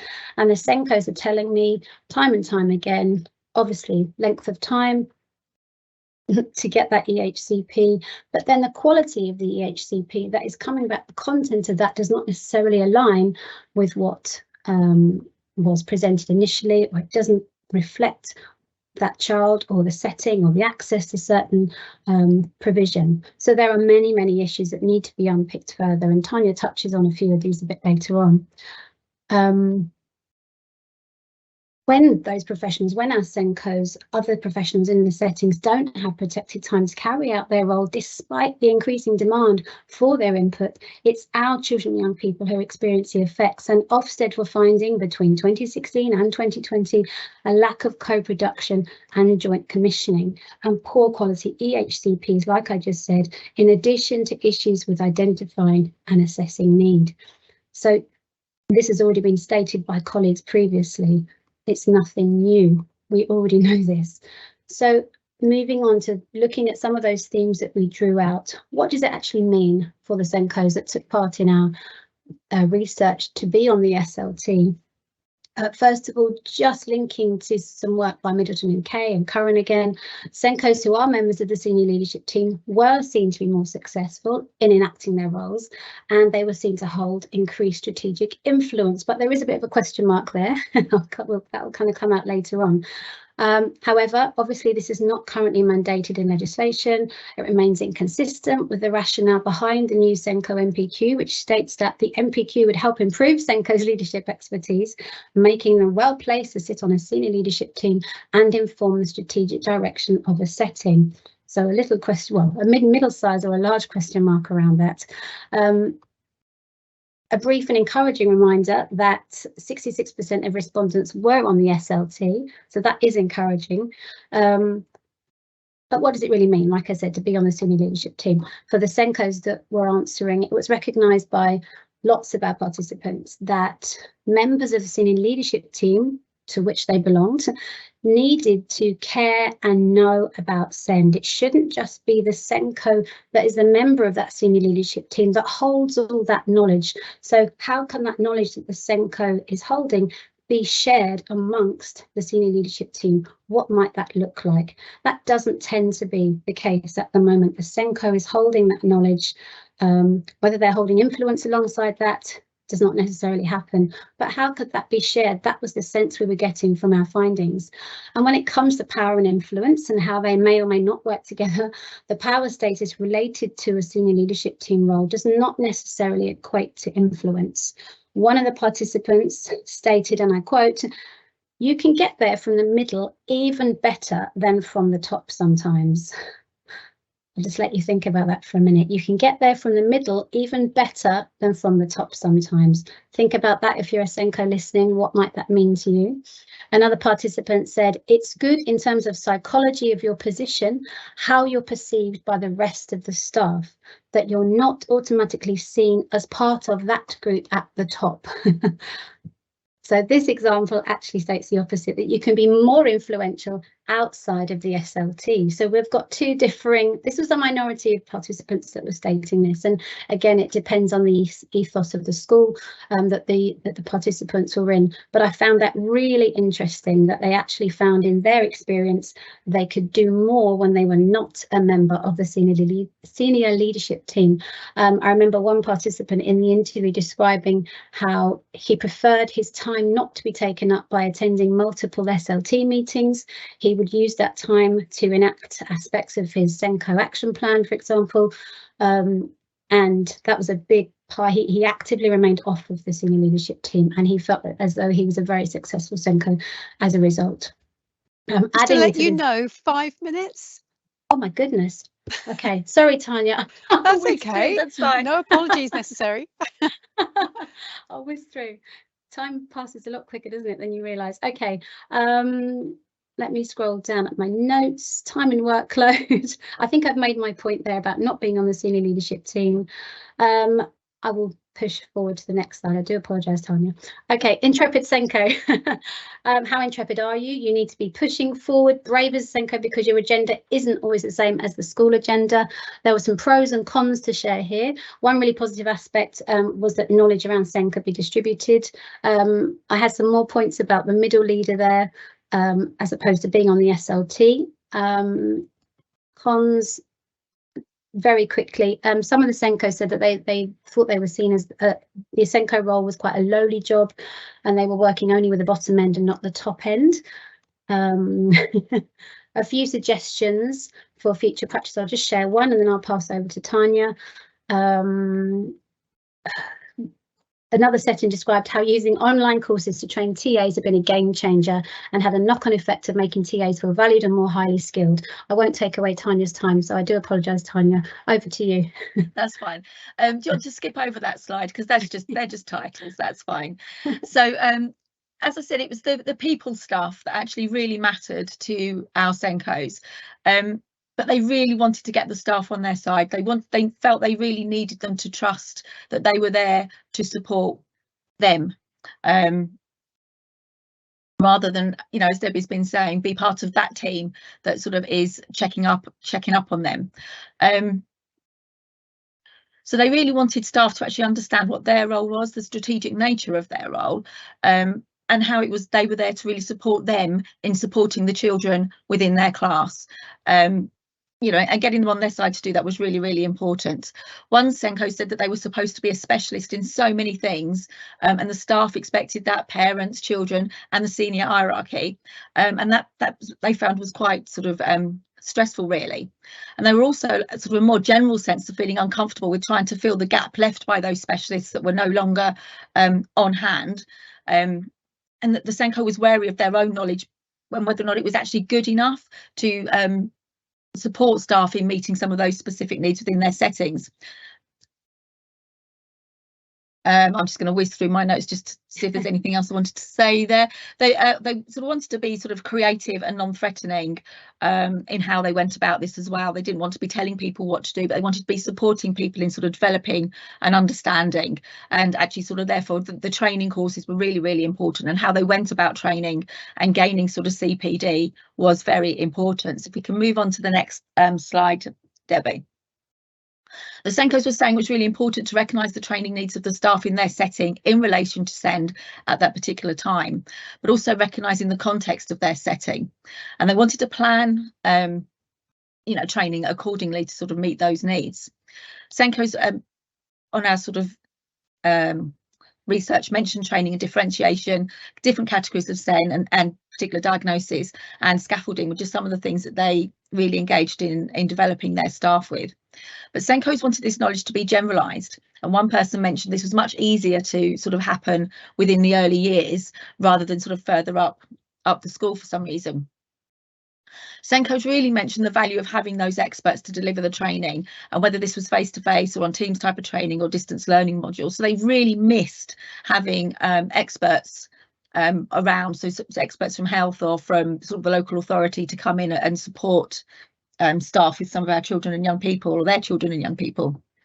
But they also were really looking at sort of flexibility within that, and important that staff could access training in a way that suited their needs for the groups that they were working with within the context of COVID, coming out of COVID, and actually moving forward within COVID. And they sort of, you know, we can reflect back to some of the work by Webster and Blatchford about teaching assistants and being part of a wider, more balanced and coherent training rather than, you know, at the face of it. They looked at, if we could move on to the next slide, Debbie. I can see you've popped up again, Tanya, so I will try and fit the next bit into sort of a minute to a minute and a half maximum, so we can take questions and, you know, finish off. SENCos have found that the different sorts of training was supportive of sort of really ongoing development. It was really, the dialogue was really important, actually talking about the children and young people, talking about their training and having an ongoing dialogue around what was working and what wasn't working. How children, if they were presented within specific paperwork, what that might look like in practice when you were working with the children, what the interventions might look like in practice. But they also sort of were really looking at that constant drip feeding, so not sort of one-off here's everything you need to know about something, but actually that constant drip feeding sort of as you sort of move forward across the year. So there was a constant almost community of practice feel about sort of developing the staff. Sort of really important within there. So if we move on to sort of the next slide, I think, yeah. So there were obviously issues that the SENCos came across. Cost of training was really important. One SENCo said their teaching assistants weren't trained frequently, but as soon as budget restraints came in, this was removed completely. So actually within that, it was actually working out who needed training and what for. And I think one of the things I didn't mention from one of the previous slides was that it was actually really important to actually really identify and clarify people's roles, because staff didn't necessarily understand what a SENCo's role actually was. A teaching assistant may well have a whole range of roles across the school day. So particularly sort of post-COVID, when they were perhaps looking at breakfast club, they'd be on the playground at break times and maybe lunch times, they'd be in the classrooms doing different sort of roles, they might be working with groups of children, they might be off with different interventions. So when you're asking to train people to do the job they're doing, what actually is their job? They're seen as so many different people for many different people, and that really SENCos felt needed clarification for them, for families, and for the children as well, really. Just got to round off now, ladies, sorry. That's absolutely Okay. fine. It's just going back to I think one of the key things, sort of leaning back, which I think I really came through really strongly, was looking back at who was really supportive, and the senior leadership team need to understand SEND and the importance of SEND and the role of the SENCo, which came through in our sort of first talk with Vicky today. But actually one of the things that our SENCos, all of our SENCos mentioned, was the role of the governor, and where the governors really understood SEN, maybe through their own experiences, they had a really strong supportive link with our SENCos. Where the governors didn't do that, they often really struggled to get support from the governors for people to come into the schools, for them to even read or ask questions about the reports that they were writing for the governors. So actually that real sort of top-down understanding of what SEN actually means and the implications for schools is really important. Yeah, I mean, there was so much, as Debbie said, but we can send you the slides. Thank you. Thank you. Thank you both very much. And yeah, so much information today, all of it so relevant and also from very different perspectives. So I'm going to hand over now to Louise Arnold, who is going to chair the panel discussion. And there are lots of questions. I don't know if we'll have a chance to get through all of them because we've run over a little bit in terms of time, but let's go for it. Over to you, Louise. Should I start sharing the screen now? Is this that yes, time please. when that's needed? Okay. Yes, please. Thank you, Tanya's. No problem. We am I sharing the right screen there? can't see anything yet. Oh, that would be a no then. I Just think black it screen. is. I think the issue is that Bira can only show one speaker at a time. So here we go. There we Okay, great. Got it. I will start with you might want to take your chat off, Tanya.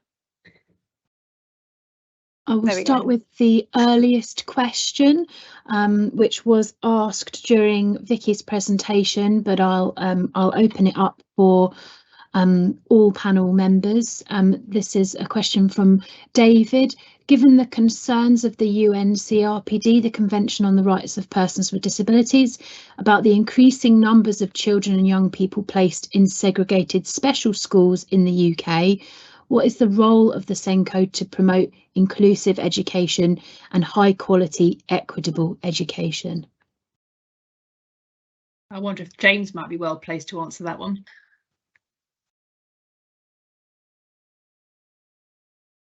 You're muted, James. Never gets old, does it?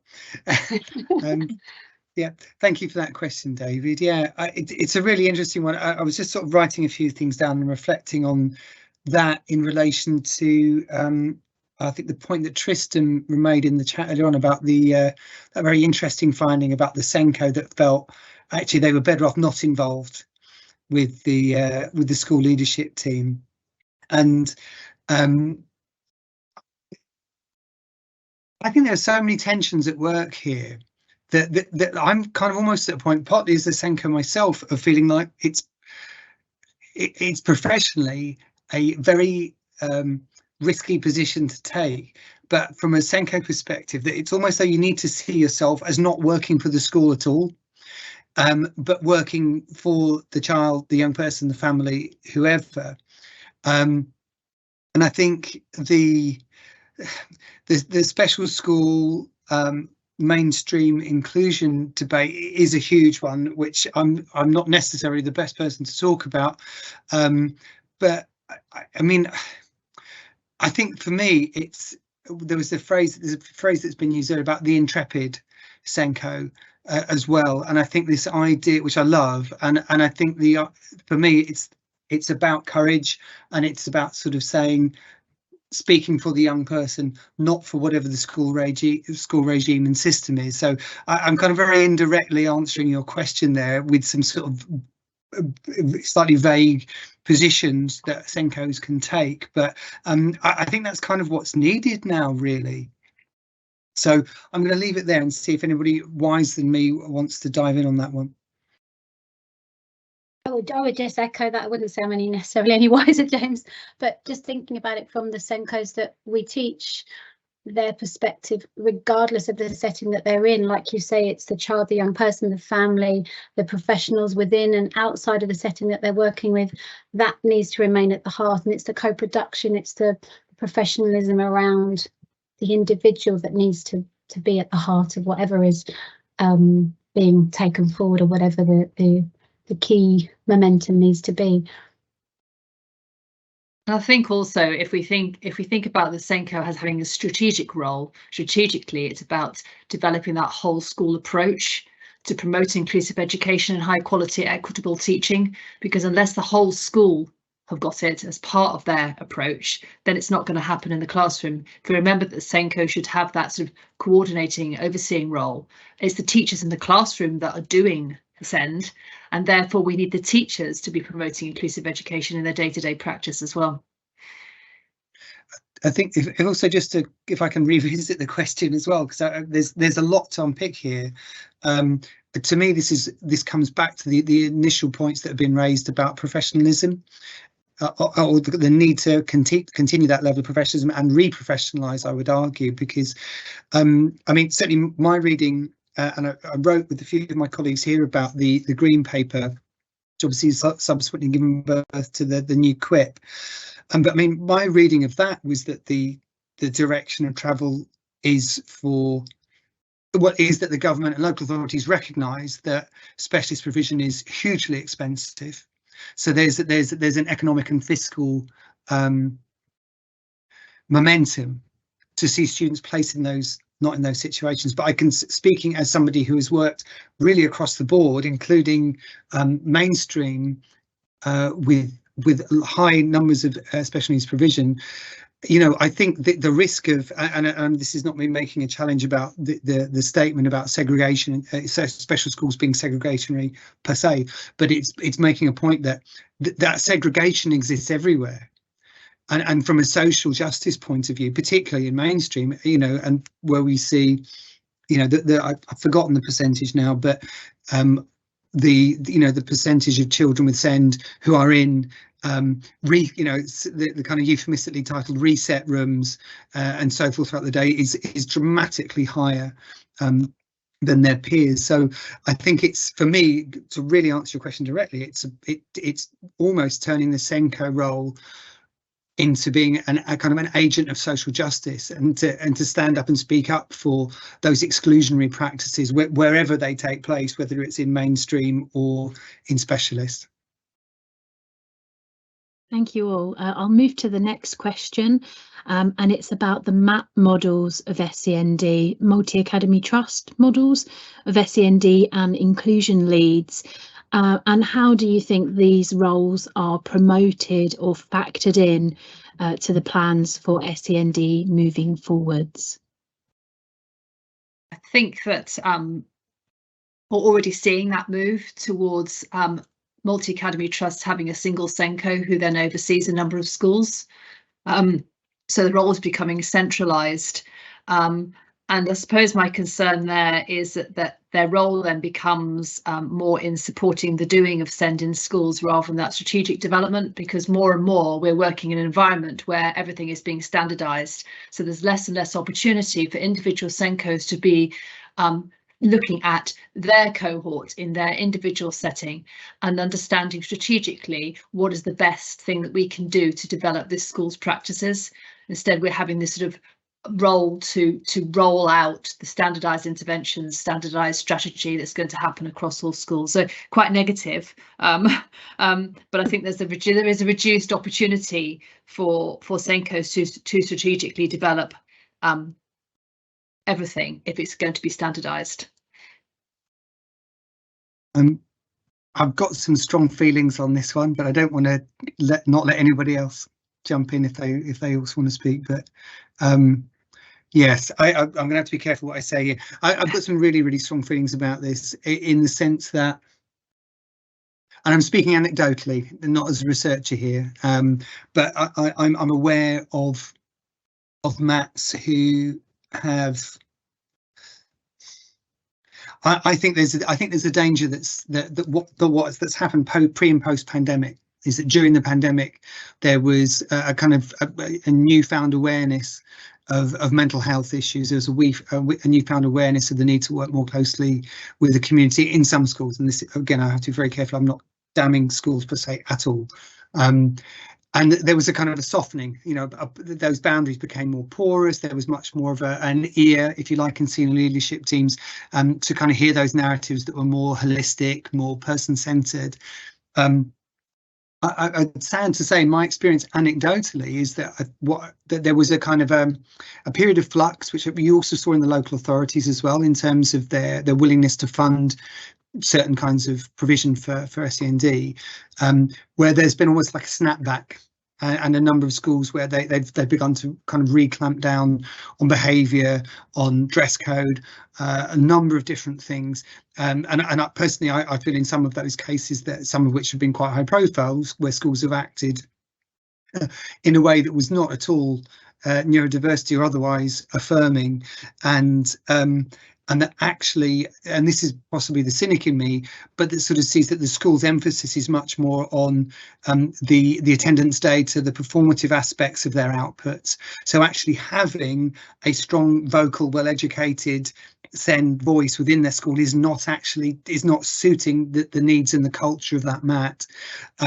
Again, like I've said sort of 3 times now, just to make sure I don't tar myself or anybody else unnecessarily, but you know, I do feel that I have, you know, witnessed that in cases where, you know, schools, for example, have had no SENCo in place for 2-3 years quite often, and senior leaders have said, oh, it's okay, I'm the SENCo, but they're not trained, and they're possibly not even attempting to engage with training. So I think there is quite a murky picture out there in relation to where MATs come in. And also I think there's a broader question here, which is a separate area of research really, about leadership teams generally. And my experience is that even in the most virtuous, for want of a better phrase, leadership teams, there is always an element of echo chamber and kind of arrogance / competence. So quite often if a leadership team feels that they're going in the right direction, that's what they'll continue to do. And unfortunately, the way MATs can work, that can allow that kind of sense of vision and arrogance sometimes to go unchecked.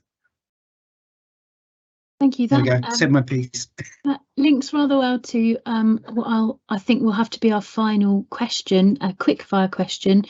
And it says, I think it was asked during Debbie and Tanya's presentation, not necessarily needing to be on the SLT, the senior leadership team, to have strategic influence is an interesting perspective. I wonder how that could be reflected in policy making recommendations. I very much doubt it would be reflected in policy making recommendations as much as I'd love it to be. But I also think I'll just very quickly go first, only because I mentioned it. I also think it comes down, the effectiveness of that approach comes down to the individual, the person that I'm thinking of. I remember him very well, and he actually comes back and lectures on the SENCo.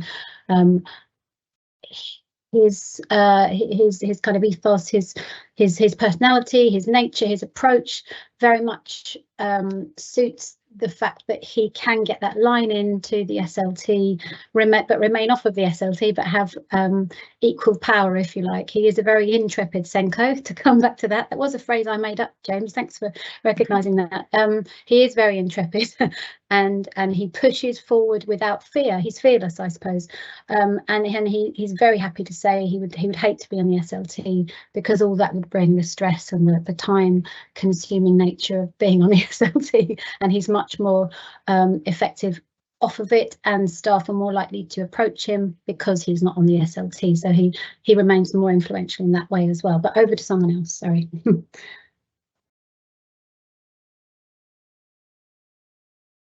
I think, you know, from sort of my perspective on that, I think it's around, exactly as Debbie had said, who you are as a person and how you wish to lead. You don't need to necessarily be on the leadership team in order to share knowledge, share expertise, coach other people in order to sort of develop that understanding. And if your school has an inclusive ethos anyway, maybe your time would be wasted, particularly if, as many of our SENCos are, you know, you're part-time as well.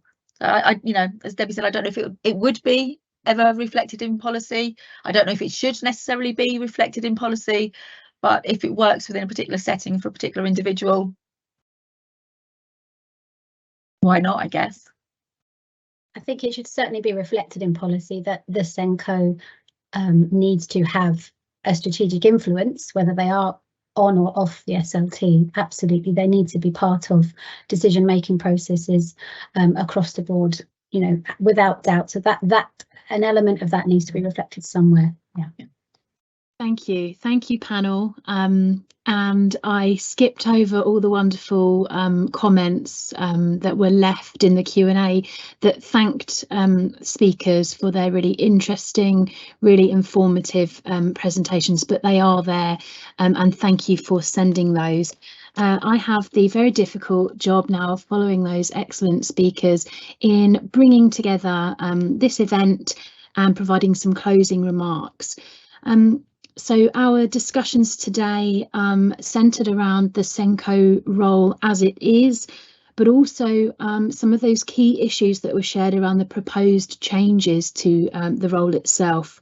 We had these ideas of downgrading, downplaying, deprofessionalising of the role of the SENCo, where we're already seeing differences in the strategic role, that very memorable idea of the SEN-do rather than the SENCo from Vicky, but also concerns over loss of choice, control and challenge for families and children in their very important role in the process too.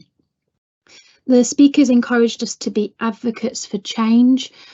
We had this through the ideas of reclamation of curriculum ownership, through co-production between children and families and the school, and keeping the focus on the strategic role of the SENCo. That should be coming with appropriate levels of responsibility, protected time, the ability to co-create individualised outcomes alongside families and children and other school staff too, and have equitable access across the education sector to a qualification that encourages critical thinking or outside the box thinking. I'll finish with James's "power to the people" quote, I think just in time. And I would like to thank our speakers very much. This has been the Educational Effectiveness and Improvement SIG in partnership with the Inclusive Education SIG. I think that we've worked really well together here. I look forward to future events together. and hopefully you'll be seeing a blog series or some writing from our speakers. And if anybody is interested in collaborative writing in this area, I know that Vicky has posted an email address on the Q&A, so we can bring together anybody who's interested in taking these ideas forward in any way from both SIGs, whoever you're coming to us from. So thank you very much, everybody. Thank you for joining us, and thank you to our amazing speakers.